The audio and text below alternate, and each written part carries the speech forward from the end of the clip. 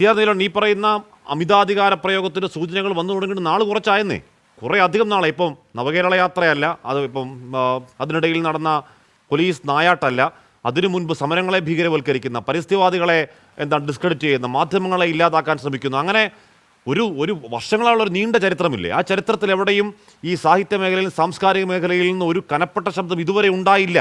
അതിനൊരു MD വേണ്ടി വന്നു എന്ന് പറഞ്ഞാൽ വയോധികനായ ഈ പറയുന്ന വിറയ്ക്കുന്ന ശബ്ദത്തിൽ പോലും അദ്ദേഹത്തിൻ്റെ ശബ്ദത്തിന് അദ്ദേഹത്തിൻ്റെ ബോധത്തിന് ഒരു ഇടർച്ചയുമില്ലാത്തൊരു MD വേണ്ടി വന്നു അതിന് തുടക്കമിടാൻ എന്ന ഒരു സംഗതി അവിടെ നിൽക്കുമ്പോൾ തന്നെ MD പറഞ്ഞത്, എം മുകുന്ദൻ പറയുന്നത് കേരളം സജീവമായി ഏറ്റെടുത്ത് ചർച്ച ചെയ്യപ്പെടുന്നു എന്നുള്ളത് നമ്മുടെ ജനാധിപത്യം സചേതനമാണ് എന്നതിൻ്റെ ഒരു ശുഭസൂചന കൂടിയാണ്. CR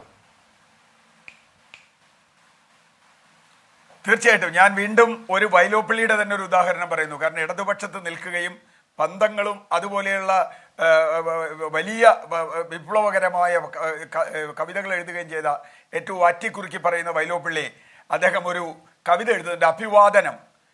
എപ്പോഴാണ് കവിത എഴുതുന്നതെന്നറിയോ? 1959 EMS ഗവൺമെന്റിനെ അടിച്ചു താഴ്ത്തി അദ്ദേഹത്തെ പുറത്താക്കി വരുമ്പോൾ EMSന് അഭിവാദനം ചെയ്യുന്നതാ. അതിൽ അദ്ദേഹം പറയുന്നുണ്ട്, വാമനനാണ് അടിച്ചു താഴ്ത്തിയത്, മഹാബലിയാണ് അങ്ങ്. പക്ഷെ ഒരു കാര്യം അദ്ദേഹം പറയുന്നുണ്ട്, നിങ്ങൾ അധികാരത്തിൽ വന്നപ്പോൾ ഇവിടെ കുറെ പേർ മാനവരെല്ലാവരും ഒന്നുപോലെയായി എന്ന് പറഞ്ഞു. പക്ഷെ അക്കൂട്ടത്തിൽ ഞങ്ങൾ കവികളില്ല, ഞങ്ങൾ കവികൾ നന്മതൻ മറുപുറം കാണുന്നവർ എന്നാണ് പറയുന്നത്. നന്മതൻ മറുപുറം കാണുന്നവർ, അതിൻ്റെ എല്ലാ അർത്ഥത്തിലും കാണുന്നവർ. അഭിവാദനം എന്ന കവിതയെക്കുറിച്ച് EMS പറഞ്ഞിട്ടുണ്ട്. കാരണം അദ്ദേഹം പറഞ്ഞു, ഞങ്ങൾക്ക് തെറ്റുപറ്റിയിട്ടുണ്ടെങ്കിൽ തിരുത്തും. ഒരു വാക്ക് ഇപ്പൊ റെജി ലൂക്കോസിനെ പറയാലോ, അദ്ദേഹം പാർട്ടിയുടെ ഔദ്യോഗിക വക്താവൊന്നുമല്ലല്ലോ.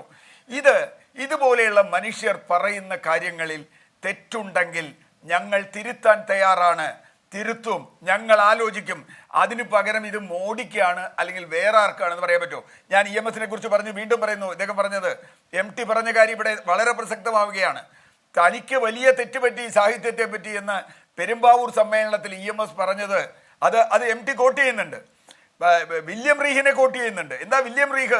അവിടെയാണ് വില്യം റീഹ് എന്ന് പറയുന്നത് ഒരു കാലത്ത് ഹിറ്റ്ലറുടെ ഫാസിസത്തെ കൃത്യമായി കണ്ട് അതിനെതിരെ പുസ്തകം എഴുതിയ വില്യം റീഹ് ഫാസിസത്തിന്റെ സ്വഭാവം വെച്ചുകൊണ്ടാണ് ഹിറ്റ്ലറെ വിമർശിച്ച അതേ സ്വരത്തിലാണ് സ്റ്റാലിനും കമ്മ്യൂണിസ്റ്റ് പാർട്ടിക്ക് മുന്നറിയിപ്പ് നൽകുന്നത്. പിന്നീട് ചരിത്രം അങ്ങനെയായില്ലേ? സ്റ്റാലിൻ ഏകാധിപതി എന്ന് തന്നെയല്ലേ ലോകത്ത് ബഹുഭൂരിപക്ഷ ആളുകളെന്ന് കരുതുന്നത്? അങ്ങനെയല്ലേ സോവിയറ്റ് യൂണിയൻ മാത്രമല്ല, എല്ലാ സ്ഥലത്തും കമ്മ്യൂണിസ്റ്റ് പാർട്ടി ഇടതുപക്ഷത്തിന് തകർച്ചയുണ്ടായെങ്കിൽ, അത് സോവിയറ്റ് യൂണിയൻ ആണെങ്കിലും റുമേനിയ ആണെങ്കിലും അല്ലെങ്കിൽ പോളണ്ട് ആണെങ്കിലും ഇപ്പോൾ ബംഗാൾ ആണെങ്കിലും വേറെ ആരെങ്കിലും ഒന്നും കുറ്റം പറയേണ്ട, ആഭ്യന്തരമായി ഈ ജനാധിപത്യം ഇല്ലാതാവുന്നു. ആ ജനാധിപത്യം തിരിച്ചു കൊണ്ടുവരണം എന്നാണ് MT പറഞ്ഞത്. മറ്റേ ആളുകൾ എന്താ പറയാത്ത എന്നുള്ളത്. ഇപ്പൊ നേരത്തെ ഹാഷ്മി ഇൻട്രോയിൽ പറഞ്ഞല്ലോ, സച്ചിദാനന്ദ മാഷ് എൻ്റെ മാഷാണ്, അദ്ദേഹം ഒരിക്കലും അറിയാതെ പറഞ്ഞുപോയി ഇനിയൊരു ഭരണം ഇടതുപക്ഷത്തിന് കിട്ടല്ലേ എന്ന്. പിന്നെ അദ്ദേഹം പറഞ്ഞു, ഞാൻ അങ്ങനെയല്ല പറഞ്ഞതെന്ന് പറഞ്ഞ് തിരിച്ചു. അതൊന്നും ഞാൻ അദ്ദേഹത്തെ കുറ്റം പറയുന്നില്ല. പലരും ചെരിഞ്ഞും വളഞ്ഞുമൊക്കെയല്ലേ നിൽക്കുന്നത്. സത്യം പറയാനുള്ള നാവില്ല. ന ഋഷി ന കവീന, ഒരു ഋഷിയായിരിക്കണം കവി. അതുകൊണ്ടാണ് അനന്തമൂർത്തിയായാലും അല്ലെങ്കിൽ ലോകത്തുള്ള വലിയ എഴുത്തുകാരൊക്കെ നോക്കൂ, അവരൊരിക്കലും ഭരണകൂടത്തെ പിന്താങ്ങിക്കൊണ്ടല്ല സംസാരിച്ചിട്ടുള്ളത്. പക്ഷെ ഷേക്സ്പിയർ മുതൽ ഇങ്ങോട്ട് എടുത്താൽ ഭരണാധികാരികളോട് ചോദ്യം ചെയ്യുന്നവരാണ് അവരോട്. പക്ഷേ ഇപ്പോൾ MT മുദ്രാവാക്യം എഴുതണ്ട. അപ്പോൾ ബാലേന്ദ്രൻ ചുള്ളിക്കാട് മുദ്രാവാക്യം എഴുതി, കവിതയൊക്കെ അവസാനിച്ചാൽ പിന്നെ മുദ്രാവാക്യേ പറ്റുള്ളൂ, വേറെ ഒന്നും എഴുതാൻ പറ്റില്ല. കവിത അവസാനിച്ചിട്ട് കൊല്ലം കുറയും. പക്ഷെ MTയെ സംബന്ധിച്ചിടത്തോളം MTയുടെ ഉള്ളിലെ തീ അവിടെ നിൽക്കുകയാണ്. അത് വൈലോപ്പിള്ളി ആയാലും എടശ്ശേരി ആയാലും അതുപോലെയുള്ള കവികളൊക്കെ ആ തീ ഉള്ളിൽ വെച്ചിട്ടാണ് പറയുന്നത്. അങ്ങനെയുള്ള കവികൾ അന്യം നിന്ന് പോയിരിക്കുന്നു അവിടെ. പക്ഷേ അപ്പോഴും MD ഒരു പ്രതീക്ഷയാണ്, മുകുന്ദൻ ഒരു പരിധിവരെ പ്രതീക്ഷയുമാണ്. ഞാൻ റെജി ലൂക്കോസിലേക്കും ശ്രീ പ്രകാശ് ബാബുവിലേക്കും ഇടവേളയ്ക്ക് ശേഷം